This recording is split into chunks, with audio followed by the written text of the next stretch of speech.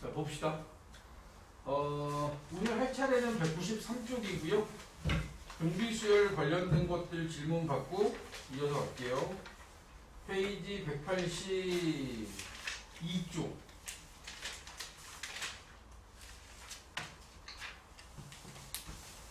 잘 푸셨습니까? 183쪽. 2-1, 2-2-3. 183. 안녕.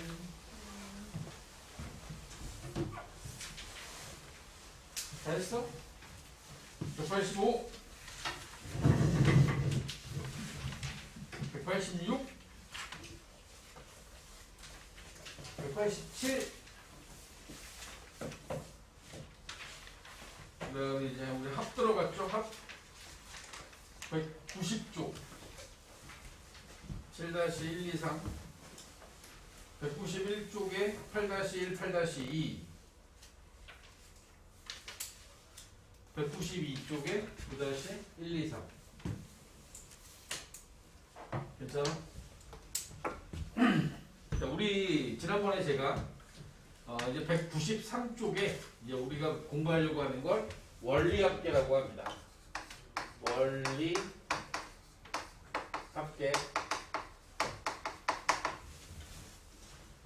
이 원리합계에 대한 부분은 원금과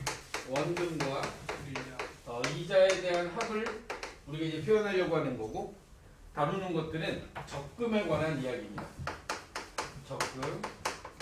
맨 마지막에 제가 말씀드렸던 게 예금과 적금은 다르다. 예금은 덩어리로 한 100만 원을 저금하는 거, 그냥 은행에다 맡기고 몇 년간 10년간 두겠다.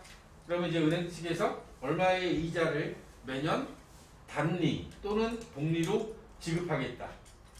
이게 이제 예금이고, 적금은 매년 10만 원씩 10번을 넣는 거야. 10년 동안 매년 1월 1일 날 10만 원, 10만 원, 10만 원 매년 넣는 거야. 그리고 10년이 되는 해 말 12월 31일 날 그 돈을 찾는 거야. 그러면 은행에 들어가 있는 돈은 똑같죠. 100만 원이라는 금액은 똑같은데, 예금은 한 번에 100만 원을 넣는 거고, 적금은 매년 나눠서 100만 원, 10만 원씩 10번을 넣어서 100만 원을 만든 거라 그 돈의 가치가 다르다. 다르다. 누구 입장에서? 은행 입장에서. 은행 입장에서 첫 번째 넣은 돈은 은행이 받아서 10년 동안 가지고 있었던 10만 원이고, 두 번째 넣은 돈은 9년 동안 가지고 있는 돈이고, 맨 마지막에 넣은 돈은 1년 동안밖에 안 가지고 있으니까 우리가 갖고 있었던 기간만큼만 이자를 지급하겠다. 이런 뜻인 거야. 그지? 무슨 이해가? 그런 부분에서 보통 많이 설명을 하고 있는 부분이, 우리 돈으로 할게요. 여기 나와 있는 필수예제 10번으로 제가 예를 들겠습니다. 필수예제 10번에 있는 걸 보면 뭐라고 돼 있냐면 연이율 10%. 그죠? 작년까지만 해도 있을 수 없는 일이었는데 올해는 진짜로 10% 상품이 나오기도 했었습니다. 있었어요? 있었어요. 잠깐 이렇게 지역 그 저축은행들 이런 데서 막 10%짜리 이자를 주겠다. 이거 엄청난 거거든 이거. 한 7년쯤 되면 2배가 돼요. 1억을 넣어두면 7년 동안 가만히 두면 2억이 되는 엄청난 이자율인 겁니다. 1년마다 복리로 원금과 이자에 대한 이자를 다 지급하겠다는 뜻이죠. 단리는 원금에 대한 이자만 주는 거고, 복리는 어쨌든 은행에 들어있는 돈에 대해서는 이자를 다 지급한다는 뜻입니다. 이렇게 지급을 하겠다라고 하는 것에 대하여 10년 동안 50만 원씩 10년 동안 적립하려고 한다. 여기 적립이라는 말이 바로 적금을 의미합니다. 적금이 적립금이야. 적립금. 적립 시기가 다음과 같을 때 10년 만에 적립금의 원리합계를 구하세요 라고 했고, 1.1의 10제곱이 2.6으로 계산하지. 1.1을 10번 곱하면 이게 2.6이라는 이 숫자는 이제 근사값이긴 한데 실제로 이 정도 나오는 거야. 이게 몇 배 된 거야 지금? 10%의 이자로 10년간 은행에 들어가 있으면 2배, 2.6배가 되는 거야. 1억을 넣으면 2억 6천이 되는 거야. 이거 엄청난 거죠. 그렇지 않습니까? 이게 주식을 해도 저 정도의 수익이 안 나와요. 10년이 지난다고 2배, 2.6배가 되는 경우는 흔하지 않아. 정말 우량주 아니면 힘든 거야. 30년에서. 그러니까 이게 지금 이 이자율은 이거는 지금 뭐 이제 고금리 시대가 되면 이런 상황이 있는데 막 이렇게 금융위기 있고 IMF 있고 막 얘네들 말로만 듣던 그런 시기에 저런 이자율이 있었어. 근데 지금은 일반적으로는 한 1, 2%밖에 안 돼요. 예금 이자는. 여러분들 가지고 있는 통장들 대부분 보면 1%도 안 돼요. 그나마 뭐 이제 토스나 이런 것들 조금 더 주긴 하는데 요즘 돼서 조금씩 올라가는 거지. 일반적인 그냥 우리가 입출금 통장들은 1%도 안 됩니다. 참고하시고. 자, 1.1에 10%라고 하는 이자를 지급하겠다라고 한 이 금액에 대해서 자, 봐봐. 50만 원씩 10년 동안 넣었으니까 1년에 50만 원이야. 50만 원이라는 돈을 1년 초, 2년 초, 3년 초 이런 식으로 해서 얘가 매년 넣어서 10년 초 10번을 돈을 넣는다라고 했고 이 매 기간마다 50만 원이라는 돈을 얘는 입금을 한다는 뜻입니다. 그리고 10년 말이 되는 순간에 이 예금되어 있던 모든 돈을 다 적금되어 있던 돈을 다 찾는 거야. 그러니까 10년 말이라고 하는 요놈을 기준으로 해서 저 맨 앞에서부터 넣었던 돈들이 이제 어떤 의미를 갖는지를 한번 보면 쭉 진행되는 이 상황들을 보면 각각의 이 시기에 넣었던 돈들이 아까 말씀드리기를 복리라고 하는 건 저 돈에 대한 이자가 복리에 의해서 적립이 되어 있는 금액은 매년 돈을 넣어주겠다는 뜻이거든.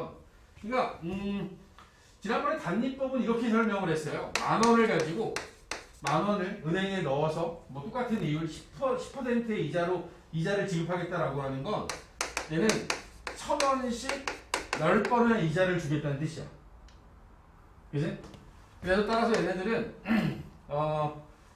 이런 식으로 가면 다 해봤자 2만 원이 되는 거죠. 그지?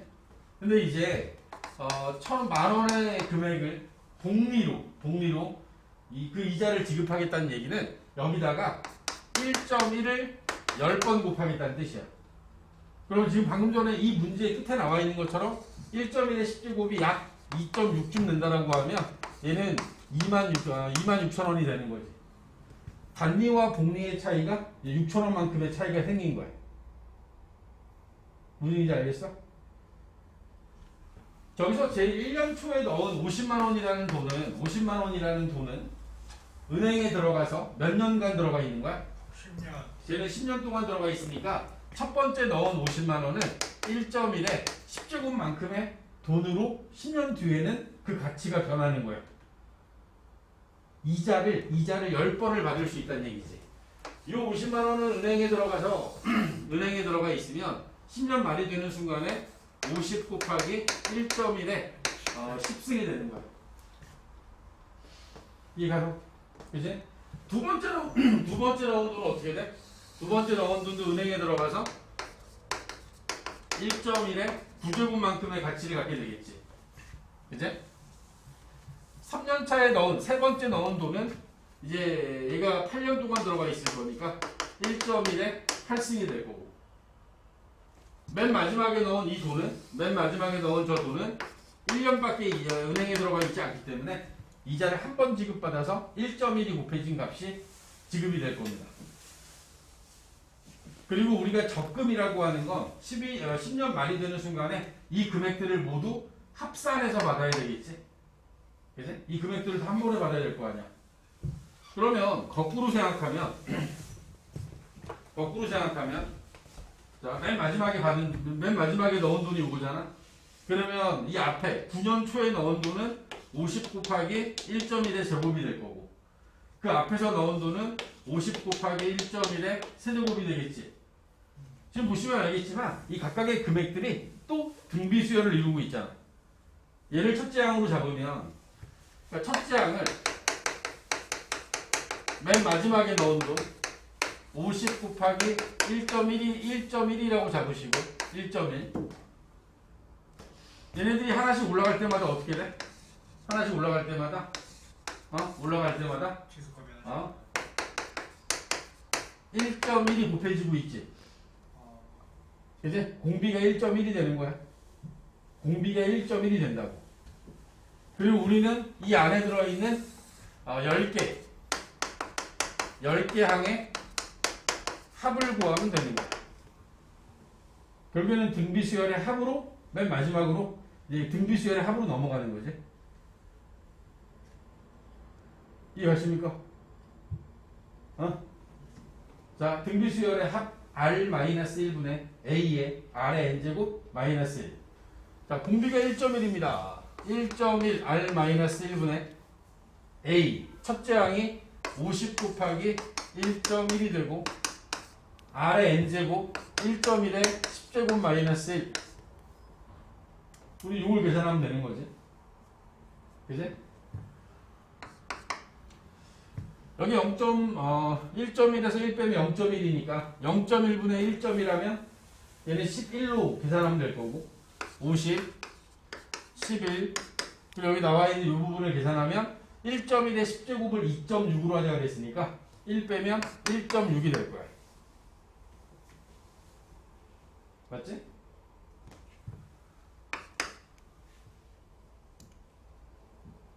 요 계산되어진 결과가 다 계산하고 나면 880이 나온다. 이걸 계산하면 880이 되는 거야. 880 단위는 10,000원이 될 겁니다. 원금이 얼마야? 원금 50만 원씩 10번 넣었으니까 550. 500만 원. 500만 원 넣은 거야. 그 500만 원에 대해서 총 내가 받는 원리 합계가 880이야. 그 지급받는 이자는 380만 원의 이자를 지급받은 거죠. 그지? 적금이라서 그런 거야. 각각의 돈의 가치가 첫 번째 넣은 돈은 10번의 이자, 두 번째 넣은 건 9번, 맨 마지막에 넣은 건 이자 한 번밖에 안 받았음에도 불구하고 380이라는 이자가 붙은 거죠. 알겠어? 자, 우리가 원리합계를 바라볼 때 원리합계가 뭐 공식처럼 만들어 놓은 게 있어요.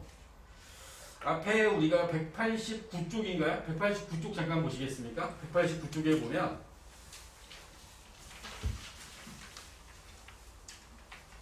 (189쪽의) 중간쯤에 보면 적립금의 원리합계라고 해서 나와 있고 1번 매년 초에 적립하는 경우 해갖고 R분의 A의 1 플러스 R의 1 플러스 R의 N제곱 마이너스 1 이렇게 생긴 공식 같은 게 있어요. 그 다른 책들에서 많이들 얘를 공식처럼 외우게끔 하고 있는데 여기 나와 있는 얘는 공식이 아니고 정확하게 얘기를 하면 여기 이제 요 R이 뭐냐면 이자율이야. 여기서 10%니까 뭐가 되는 거야? 10%니까 요 R 자리가 0.1이 들어가는 거야. R 자리에 0.1 백분율 값이니까 0.1로 바꿔 쓰고 여기 나와 있는 건 10번 여기 나와 있는 게 이제 0.1이 되겠죠? 뭐 이런 식으로 해서 공식이 되어 있는데 이 공식의 의미를 우리 이렇게 이해를 해야 된다고. 공식이라기보다 지금 주어진 이 조건은 첫째 항이 그러니까 매년 적립하는 금액이 A1씩 적립을 하는 거야. 그런데 이 저 A가 누가 첫째 항이냐면 지금 우리가 첫째 항 잡은 게 누구냐면 요 맨 마지막에 넣은 돈 있지. 맨 마지막에 넣은 돈. 우리가 앞으로 이 원리합계에서 첫째 항은 맨 마지막에 넣은 돈이 은행에 들어가서 어떻게 변하는지 요거를 첫째 항으로 잡을 거예요. 맨 마지막에 넣은 돈은 한 번에 이자를 지급받을 수 있는 거야. 그지? 한 번에 이자를 지급받은 거야. 걔가 첫째 항이 되고 그리고 이 위로 올라갈 때마다 곱해지는 값은 1에다가 여기 나오는 이율을 실수로 바꾸는 값 100분의 R이 되겠죠? 여기서 이제 10%라고 하면 100분의 10 이렇게 더해준 값 1.1이 될 겁니다. 1.1 저 값을 공비로 잡은 거야. 원금 1에다가 이자율 더해준 거지. 이렇게 해서 만들어낸 얘를 첫째 항으로 공비로 하는. 그러니까 공비에 주어져 있는 1.1은 매년마다 곱해지는 값이니까 1 더하기 이자율을 생각하시면 됩니다. 이자율을 실수로 바꾼 값. 그리고 몇 번 지급했느냐. 이게 항해 개수야. 항해 개수. 그리고 우리 그걸 가지고 어떻게? 등비수열의 합을 구하면 돼. 이 개념만 있으면 돼. 이거 공식을 외우는 단원이 아니야. 왜 외울 필요가 없냐면 이게 매번 나오면 외워야지. 근데 지난번에도 얘기했지만 얘네들은 충분히 컴퓨터로도 할 수 있는 거고 이것까지 우리가 외우고 있을 필요도 없다는 얘기죠. 공식처럼 외울 필요는 없고 이 원리만 이해하면 돼.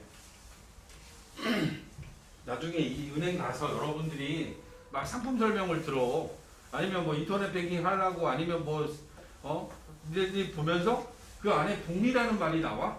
근데 이 복리가 무슨 뜻인지 그건 알아야 될 거 아니야. 그렇지 않습니까? 복리의 의미를 이해하시고 복리에 의해서 적금을 넣었을 때 이자에 대한 이자도 지급하는 거니까 단리보다 복리가 더 유리하다라고 하는 부분은 여러분들이 이해할 수 있어야 된다. 오케이? 자, 문제가 하나 더 있습니다. 지금 우리가 풀고 있는 이 10번 문제의 두 번째는 사실 이런 상황은 있을 리는 없어요. 왜? 얘가 어떻게 하기로 했냐면 매년 말에 돈을 넣겠대요. 뭐라고 돼 있냐면 매년 말에 적립한대. 매년 말에. 지금 매년 초라고 하는 것에 대한 부분을 매년 초라는 것은 우리가 만약에 얘를 1월 1일이라고 생각할까? 1월 1일? 그럼 매년 말은 뭐야? 매년 말은? 그죠? 12월 31일을 의미하는데 이들 사이에 요 둘을 우리가 동일시 볼 거예요. 동일하게 볼 거라고.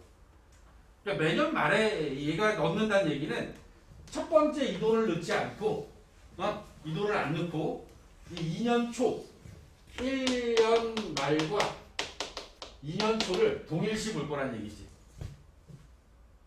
1월 1일 날 넣어서 하루 지났다고 이자 붙이는 거 그건 은행 입장에서는 안 한다는 얘기야. 얘가 첫 번째 넣은 돈이 2년 초에 그러니까 2년 두 번째 해 1월 1일 날 넣은 거로 발휘된다고. 그렇게 생각할 거야 이제. 여기에 써져 있는 글은 12월 31일에 넣는 거야. 여기 넣었어. 이게 매년. 그러면 얘도 10번 넣을 거거든. 그럼 얘는 마지막에 넣은 돈이 이자가 없나요? 여기에 붙어버린 거지. 10년째 말이 되는 애. 매년 말에 넣으니까 이게 9년 말이야. 그 10년 말에 50만 원을 넣었으면 이 10년 말에 넣은 저 돈은 어떻게 돼? 이자가 없나요? 이건 이자가 안 붙겠죠. 그래서 있을 수 없다고 얘기를 하는 거야. 야, 어차피 이날 가서 내가 돈 넣고 내가 넣은 적금 받는 거야. 그럼 돈 넣을 필요 있어 없어? 없어요. 안 넣어도 되죠. 그렇지 않아? 어차피 얘는 이자도 안 받는데? 그지? 그런 의미야. 그러면 자 봐봐. 얘는 요 첫 번째 게 빠지고 맨 마지막 얘가 첫째 항이 된 거야. 50만 원이 첫째 항이 되고 지금 여기서 이야기하는 이 금액은 첫째 항이 50만 원이고 공비는 1.1, 항해 개수 10개 다 똑같아요. 이걸로 계산을 해보면 1.1 마이너스 1분의 첫째 항이 50만 원이 된 거야. 50만 원 곱하기 1.1의 10제곱 마이너스 1 이렇게 들어가는 거라고. 알겠어? 자, 얘네들을 어려운 말로 뭐라고 하냐면 기수불과 기말불. 기수불은 얘네들이 돈을 계산하는 게 이자를 계산하는 게 1년 그러니까 그 해의 1월 1일부터 12월 31일까지를 기준으로 얘네들이 이자를 계산하고 있습니다. 그런데 시작하는 1월 1일에 입금하는 방식 이걸 기수불이라고 하고 그 기간의 맨 마지막에 돈을 입금하는 방식을 기말불이라고 불러. 그 기간에 그러니까 1월 1일에 입금하고 맨 마지막 해 12월 31일에 찾는 거 이 기수불 이거 머리 숫자예요. 그러니까 그 기간의 맨 앞에서 입금하는 방식을 기수불. 기말불은 그 기간의 맨 마지막 부분에 넣는 방식을 기말불이라고 얘기를 할 거야. 근데 이 기말불은 맨 마지막에 넣다 보니까 마지막 입금된 돈에 대한 이자가 붙지 않아. 그러니까 첫째 항의 차이가 있는 거죠. 기수분의 첫째 항은 여기에 1 플러스 R 이자율이 곱해진 이 값이 첫째 항이 되는 거고, 얘는 첫째 항이 그 돈 넣은 돈이 첫째 항이 되는 거야. 맨 마지막에 넣은 돈에 이자가 붙어요. 맨 기수분은, 그러니까 그 해의 초에 넣는 건. 그런데 말에 넣으면 맨 마지막 넣은 돈에 이자가 안 붙는다라는 거지. 그건 말고는 이 둘의 차이가 없다. 자, 그러면 기말분을 왜 배우냐면, 기말분의 의미가 뭐가 되냐면 이게 대출금이에요. 내가 만약에 뭐 크게 할까요? 한 10억을 빌렸어.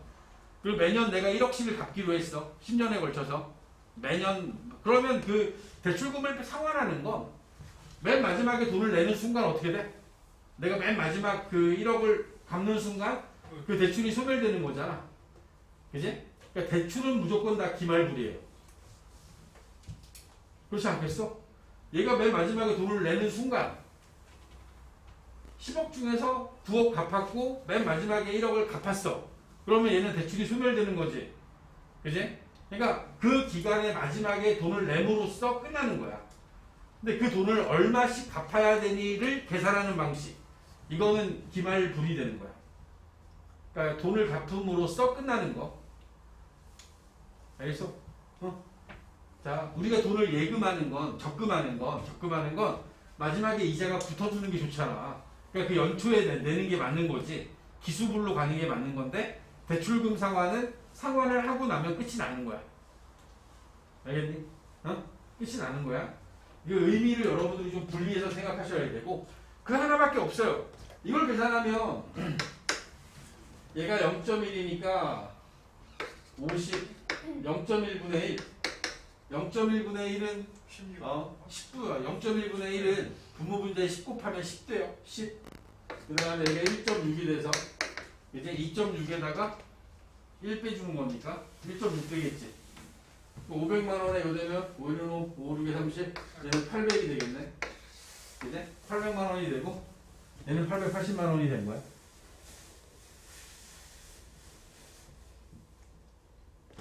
정도를 조금만 하자.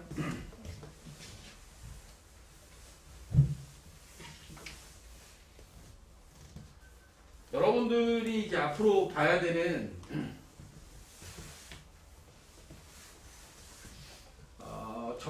적금에 대한 총액, 적금에 대한 나중에 한 번에 찾아낼 때의 총액을 우리는 이제 적금 계산하는 방식, 원리합계라고 이야기를 할 텐데, 지금 주어져 있는 이런 조건들에 의해서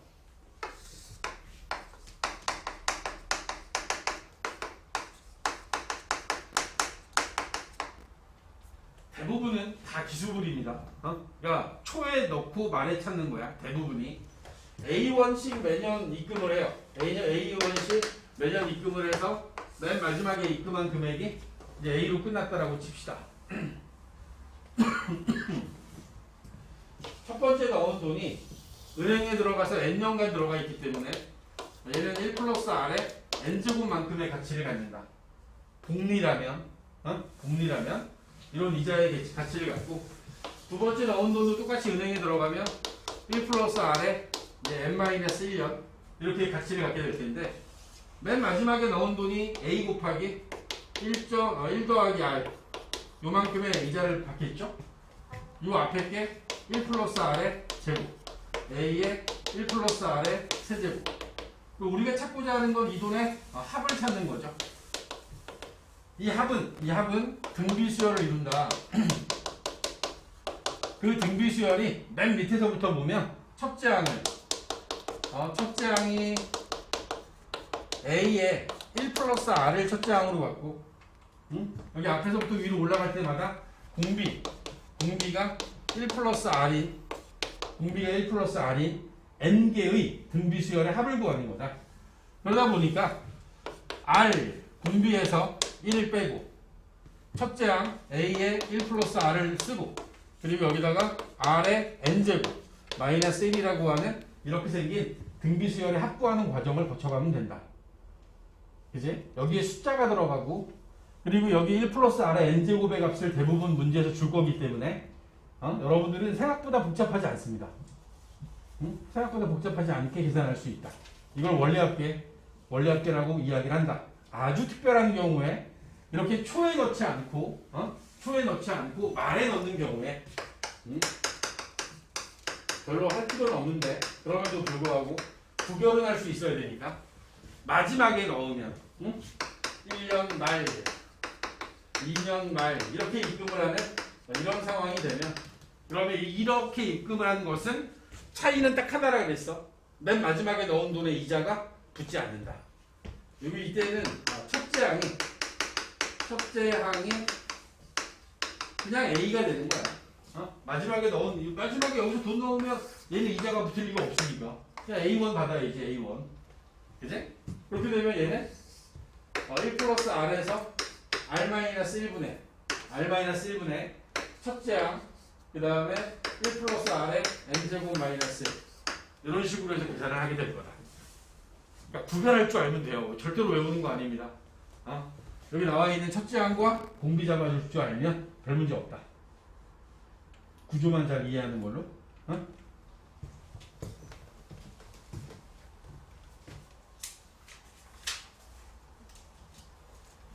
이거는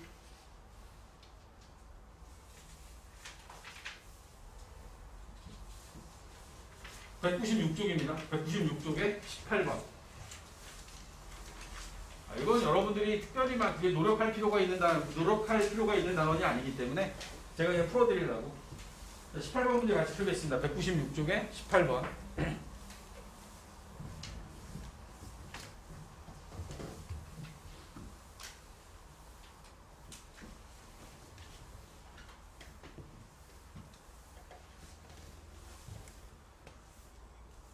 이 원리 합계가 얼마냐가 아니라 원리 합계를 주고 매년 초에 얼마씩 적립해야 하느냐라고 하는 그 적립금을 구하는 그런 형태의 문제가 되겠죠. 자, 18번 연이율 2% 매년마다 이게 조금 더 합리적이네. 연이율 2%에 1년마다 복리로 매년 초에 일정한 금액을 5년 동안 적립하여 5년 말에 적립금의 원리 합계가 510만 원이 되게 하려고 한다. 매년 초에 얼마씩 적립하는 게 맞느냐? 매년 초에 넣을 돈을 A1이라고 잡아주세요. A1씩 5년 동안 얘를 입금을 할 거고 5년이라고 하는 숫자는 이제 우리가 항의 개수로 쓸 거야. 5개. 항의 개수 5개. 연이율이 2%니까 여기 나와 있는 건 1.02가 여기서 이제 우리가 원하는 궁비 역할을 하겠죠? 그지? 자, 얘는 연초에 넣어서 연말에 찾기로 했으니까 기수불이야. 그치?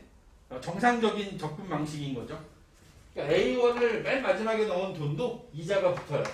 1.02 이게 첫째 항이 되는 거야.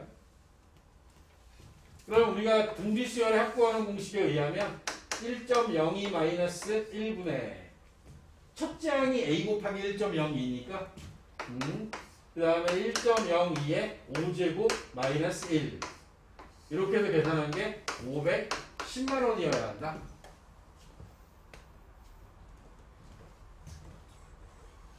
문제에 주어진 조건에서 쓰여져 있기를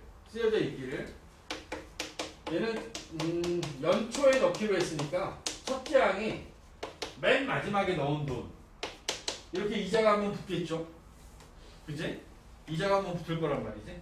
이자가 붙었다. 공비는 1.02가 된 거고 그 다음에 항의 개수는 5개가 된 거야. 여기 나와 있는 얘를 가지고 지금 분비수열의 합을 구한 겁니다. R-1분의 A의 R의 N제곱 마이너스 1 만들어진 이 식을 정리만 하시면 되죠. 분모 0.02 분모 분자에 100 곱하면 102 51 A 51 그 다음에 1.02의 5제곱은 1.1로 계산하라고 했으니까 0.1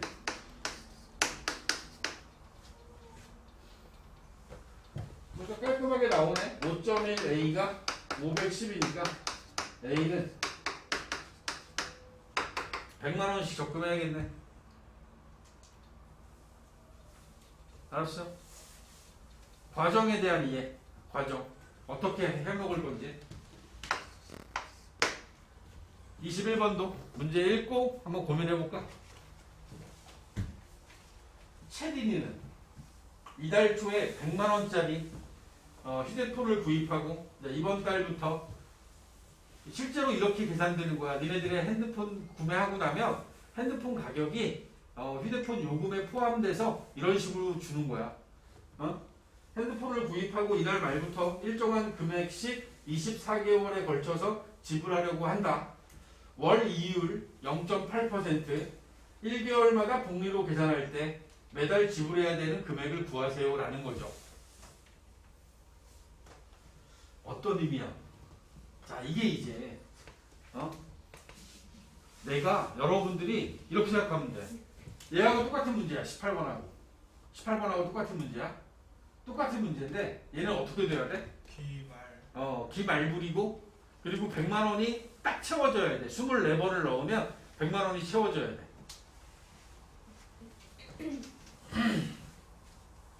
자, 100만 원을 24개월 동안 내가 내야 되니까 총 갚아야 되는 금액은 얼마죠? 100만 원. 아니죠.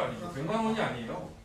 내가 100만 원짜리의 물건을 지금 주고 24개월 차가 될 때 그 정산이 끝나는 거기 때문에 물건을 판매하는 사람 입장에서는 이 100만 원이 24개월 뒤의 가치를 알아야지. 이 100만 원의 24개월 뒤의 가치는 1 더하기 0.02에 24제곱이 돼야 돼. 이 사람이 받고자 하는 돈은 1.02에 24승을 맞나? 0.08%구나. 미안합니다.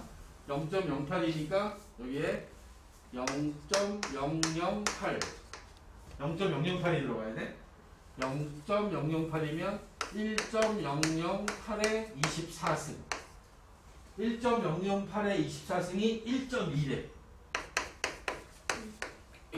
요걸 1.2로 계산하라 그랬으니까.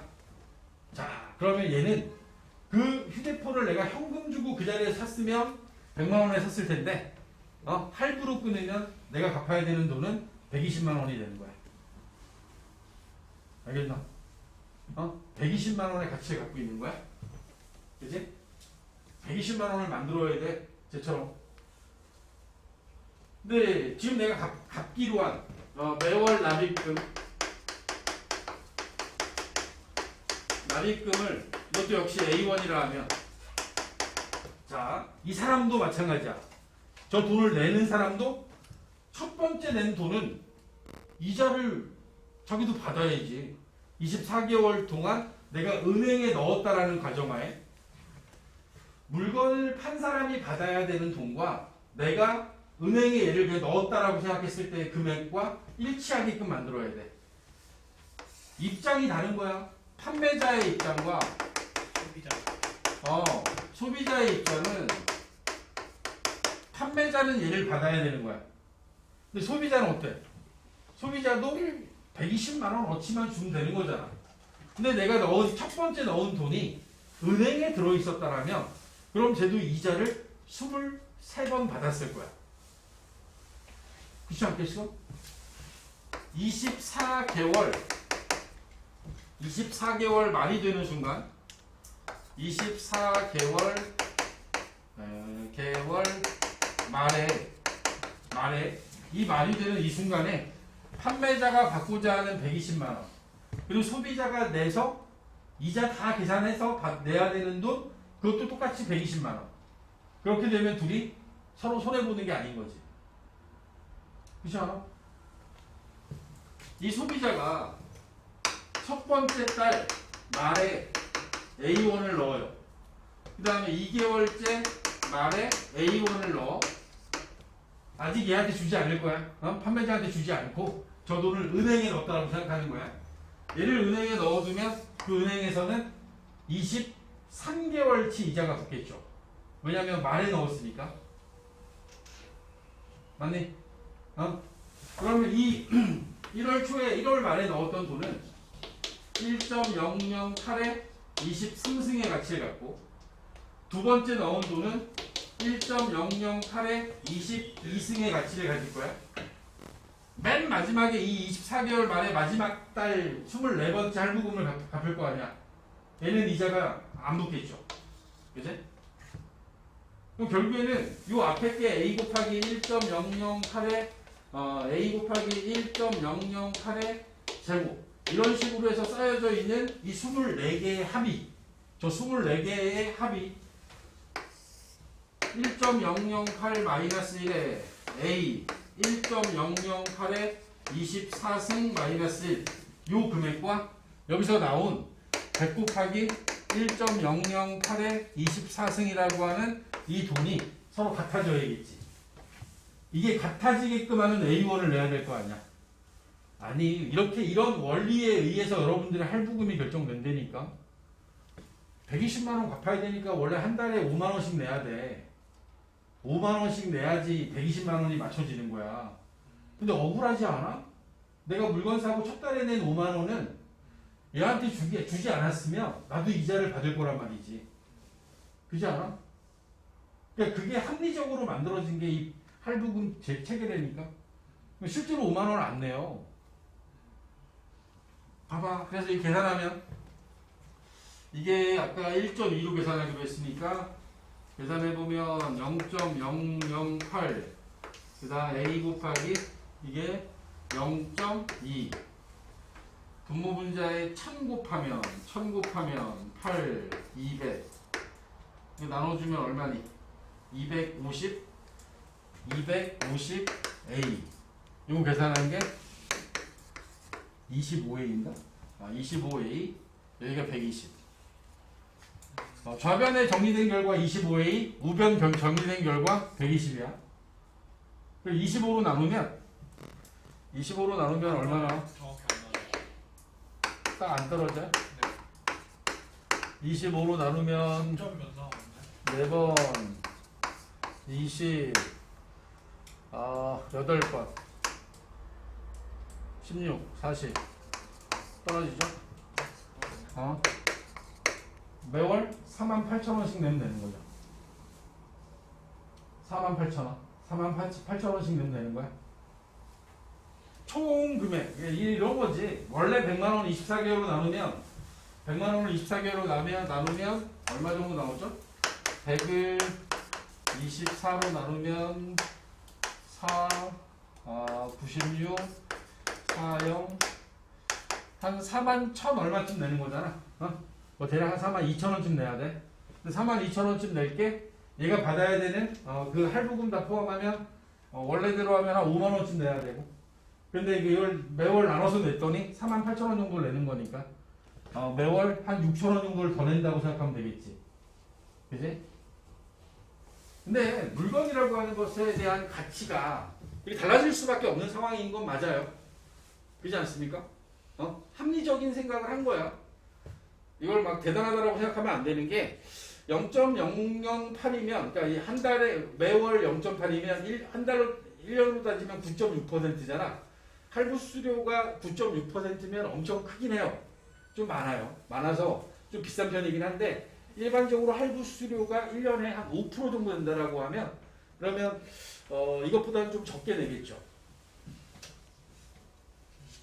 머릿속에 이 개념이 좀 있어야지 여러분들이 살아가는 데 도움이 될 거야. 이걸 모르면 안 돼. 일시불이 제일 좋은 거 아니에요? 그게 좋아요? 안 좋지 않습니까? 그러니까? 내 돈으로부터 100만 원이 나갔어요. 내가 은행에 넣어두면 거기 그 돈에 대한 이자가 붙을 텐데 그 이자율이 더 크다라면 할부를 사는 게 맞는 거지. 그럼 인플레가 너무 심할 때는 저게 유리한 거고 가치가 안 오를 땐 저게 더 손해인 거 똑같은 거죠. 그때는 할부 수수료도 엄청 떨어질 거니까요. 할부 수수료를 매우 작게 받겠죠. 인플레가 아니면 매우 안정적인 기간이면 그러니까 은행들도 이자를 지급하지 않지만 그때는 대출 이자도 매우 싸요. 그러니까 할부 수수료도 매우 싸다는 얘기지. 선생님이 차를 산다라고 했을 때 5천만 원짜리 차를 한 대 사요. 그리고 그걸 일시불로 주면 얼마를 깎아주겠대. 그런데 할부로 내면 할부 수수료가 얼마가 있대. 생각해야지. 내가 5천만 원을 은행에 넣어뒀을 때 이 할부 수수료보다 더 많은 이자를 받을 수 있다면 할부로 사는 게 맞는 거고. 그지? 아니면 뭐 할부 수수료보다 이자가 더 적다라면 그냥 줘버리는 게 맞는 거지. 어차피 돈이 있으면. 그러니까 필요성 자체가 둘이 다르긴 합니다. 그러니까 지금 현재 내가 목돈이 없어서 쟤를 100만 원을 주고 못 사기 때문에 얘를 할부로 사는 경우가 제일 많고요. 그잖아. 그리고 별짓 다 하잖아. 너네들 잘 보면 내가 예를 들어서 지금 쓰고 있는 게 내가 갤럭시야. 삼성 거야. 근데 내 통신사가 U+야. 그러면 통신사의 그 판매하는 사람의 입장과 통신사의 입장에서 얘네들을 조율을 하죠. 여기서 내야 되는 할부 수수료를 통신 요금으로 할인해 주는 거야. 아니면 여기 기기값의 일부를 통신사에서 지원해 주는 거지. 대부분 그렇잖아. 그렇지 않아? 그래서 결국엔 기기값 제로화 돼버리는 거야. 그러니까 최근에 나오는 최신폰이 아니면 어느 일정 기간이 지나면 전자제품 회사에서도 일정 금액을 깎아. 그리고 통신사에서 지원금을 줘. 보조금을 주는 거지. 그 대리점에서 일부 또 거기다가 보조금을 얹어. 그래 버리면 얘가 그냥 돈을 안 내고 사는 폰이 되는 경우가 많아요. 한 2년 지나면 대부분 그렇게 돼버려. 최근 2년간 나온 휴대폰들이나 좀 비싸지. 항상 그렇잖아. 그 삼성 거의 S 시리즈하고 그다음 아이폰 시리즈만 제 가격이 계속 유지가 되고 있지. 다른 폰들은 다 안 그래요. 삼성의 A 시리즈만 해도 엄청나게 막 떨어져요, 금방. 맞아요. 그러니까 이 다른 거야. 그러니까 대부분이 우리가 생각하는 어떤 그 가격 구조가 이들한테는, 그러니까 원래 그 판매하는 그 전자제품 회사들은 손해를 안 봐요. 걔네들은 우리한테 받던, 소비자한테 받던, 통신사한테 받던 보조금의 형식으로 걔네들은 그 물건 가격을 다 받아가요. 그지? 통신사는 어디서부터 남기는 거예요, 그러면? 통신사가 남기는 방식은 휴대폰 요금에서 남기는 거야. 휴대폰 요금이 5만 원이 되고 7만 원이 될 이유가 없어요. 그렇지 않아? 얘네들은 이미 다 망을 설치해놨고 그 안에서 망이 퍼져나가는 거니까 더 이상 내가 한 사람이 더 가입했다고 얘가 그 돈을 가지고 망을 더 만들거나 돈이 들어가는 상황이 아닌 거예요. 그럼에도 불구하고 똑같은 가격으로 계속 소비자를 받잖아. 똑똑해지라고. 그러면 어느 순간부터는 계속 수익만 나는 거예요. 그쵸. 가는 비용만. 맞아요. 그렇게 되는 거야. 그런 걸 고부가가치 사업이라고 합니다. 되게 많지. 어플도 그래요. 어플. 게임 어플 같은 것들도 처음에 그 만들 때는 돈이 딱 들어갔어. 만들었어. 그러고서 일정 소비자, 일정한 사람들이 쓰기 시작해. 그럼 광고 수익이 들어올 거 아니야? 그럼 광고 수익으로 딱 이제 자기네들만큼의 손익분기점에 도달하고 나면 그 다음부터는 다 수익인 거야. 응? 그래서 3차 산업이 거구나. 그죠? 근데 이제 걔네들은 허상이죠. 실제 물건이 없잖아. 물건이 없잖아. 제조업이나 이런 것들은 책을 만들어 놓고 책을 팔고 이렇게 하면 이거는 물건이 있는 거고, 걔네들은 물건이 없어서 어느 순간이 되면 그러니까 위험 부담도 되게 커지는 거예요. 안 될 수도 있는 거니까. 걔네들이 열심히 만들어서 몇억 들여서 만들었는데 소비자들한테 그냥 외면받아서 그냥 끝나버렸어. 아무도 안 쓴대. 그럼 끝나는 거지 뭐. 그런 상황들이 여기서 이야기하는 단리 복리라고 하는 개념이 단순하게 은행에 예금하는 걸로 끝나는 게 아니라 지금처럼 할부금 상환, 대출금 상환 이거 말고도 연금이라는 게 있어요. 요즘에 뉴스에 나오는 것 중에서 국민연금이 2045년인가가 되면 고갈된다고 하잖아. 그런 것들도 전부 다 이런 복리에 의해서 계산되어지고 있는 것들입니다.